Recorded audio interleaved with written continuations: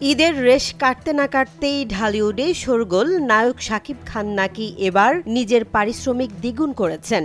ঈদুল আজহার পর থেকে গুঞ্জন উঠেছে একাধিক নতুন সিনেমায় চুক্তিবদ্ধ হয়েছেন ঢালিউডের এই সুপারস্টার, কিন্তু তার চেয়ে বড় আলোচনার বিষয় সেই চুক্তির মূল্য। গত সপ্তাহে হঠাৎ করে প্রকাশ্যে আসে শাকিব খান একটি নতুন সিনেমায় চুক্তিবদ্ধ হয়েছেন। সিনেমাটির নাম এখনো ঠিক না হলেও পরিচালকের নাম নিশ্চিত। আসছেন নাট্য নির্মাতা আবু হায়াত মাহমুদ, যার চলচ্চিত্রে অভিষেক ঘটছে এই সিনেমার মাধ্যমেই।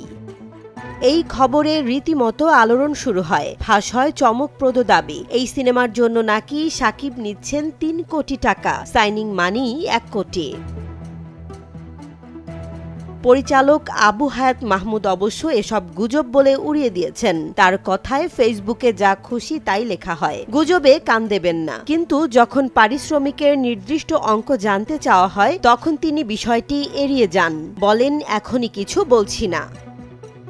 তবে শাকিবের ঘনিষ্ঠ একটি সূত্র জানিয়েছে, তিনি সাধারণত হুট করে পারিশ্রমিক বাড়ান না, কিন্তু বাজারে তার চাহিদা বাড়ায় এবার একটু বাড়তি নিচ্ছেন ঠিকই। সেই অঙ্ক ২ কোটির ওপরে, তবে ঠিক কতটা ওপরে তা ধোঁয়াশাই রয়ে গেছে। সাইনিং মানির অঙ্কও ১ কোটি ছুঁই বলেই ধারণা।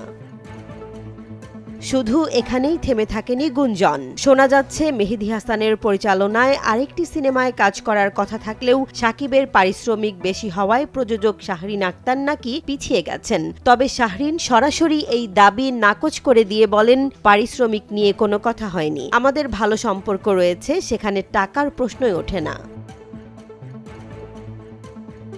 তাহলে কেন শাকিব বাদ? শাহরিনের ভাষ্য, আমরা ঈদুল ফিতরে আসার পরিকল্পনা করছিলাম, কিন্তু শাকিব ভাই নতুন একজন নির্মাতাকে সুযোগ দিলেন, এতে আমাদের কোনো আপত্তি নেই, বরং এটিকে আমরা ইতিবাচক দৃষ্টিতেই দেখছি।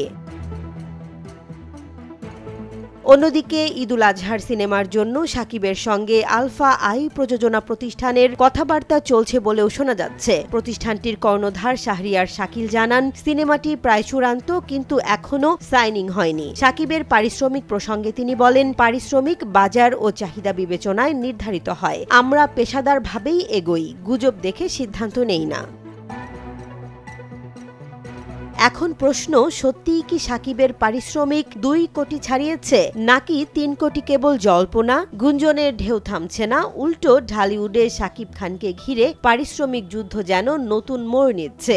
একদিকে প্রযোজকরা হিসাব নিকাশে ব্যস্ত, অন্যদিকে দর্শকরা অপেক্ষায়। ঈদে শাকিব মানেই ব্লকবাস্টার প্রত্যাশা। তবে প্রশ্ন রয়ে যায়, এই দামি নায়ক কি সব বাজেটেই মানানসই?